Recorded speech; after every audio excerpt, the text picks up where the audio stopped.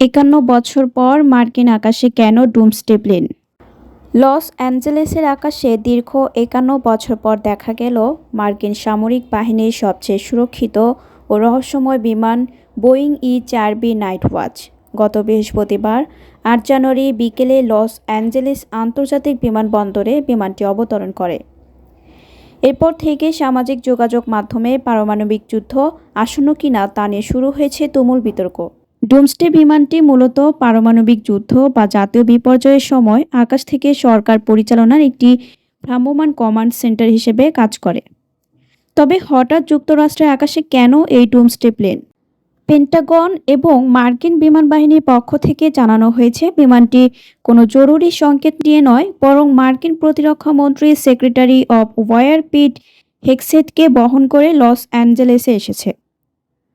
Los Angeles টাইমসের প্রতিবেদন অনুযায়ী প্রতিরক্ষা মন্ত্রী পিট হেগসেথ বর্তমানে মাসব্যাপী আর্সেনাল অব ফ্রিডম নামক একটি সফরে দেশব্যাপী রয়েছেন। এই সফরের লক্ষ্য হল মার্কিন প্রতিরক্ষা শিল্পকে চাঙ্গা করা এবং নতুন করে সামরিক বাহিনীতে লোকবল নিয়োগে উৎসাহ দেওয়া। লস অ্যাঞ্জেলেসে অবস্থানকালে হেগসেথ রকেট ল্যাব নামক একটি মহাকাশ গবেষণা প্রতিষ্ঠান পরিদর্শন করেন এবং ইউসিএলএতে ক্যাডেটদের সঙ্গে শারীরিক কসরতে অংশ নেন। তার সঙ্গে উগ্র ডানপন্থী কর্মী লরা লুমার সহ কয়েকজন গণমাধ্যম ব্যক্তিত্ব একই বিমানে সফর করছেন।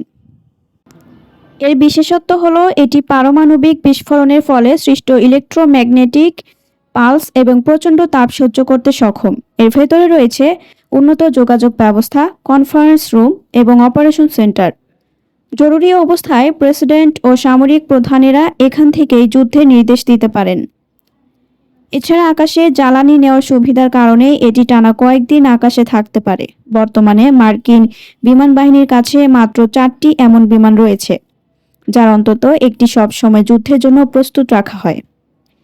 বিশ্বের বিভিন্ন প্রান্তে যখন অস্থিরতা চলছে, বিশেষ করে ভেনেজুয়েলার প্রেসিডেন্ট নিকোলাস মাদুরোকে গ্রেপ্তার এবং ইরানের চলমান বিক্ষোভের মুখে যুক্তরাষ্ট্রের কঠোর অবস্থান, ঠিক তখনই এই বিমানের উপস্থিতি মানুষকে বিচলিত করেছে। অনেকে সামাজিক যোগাযোগ মাধ্যম এক্সে লিখেছেন, 51 বছর পর কেন এখন এটি এলো? আমরা কি যুদ্ধের খুব কাছাকাছি? যদিও পেন্টাগন বিষয়টিকে একটি সাধারণ সফর হিসেবে প্রচার করছে, তবে সাধারণ কোনো সরকারি বিমানের বদলে কেন এই ব্যয়বহুল অতি সুরক্ষিত বিমানটি ব্যবহার করা হলো, সে বিষয়ে কোনো আনুষ্ঠানিক ব্যাখ্যা দেয়নি কর্তৃপক্ষ। পরবর্তী সংবাদ দেখার জন্য আমন্ত্রণ এবং সাবস্ক্রাইব করে বার্ড নিউজের পাশে থাকুন।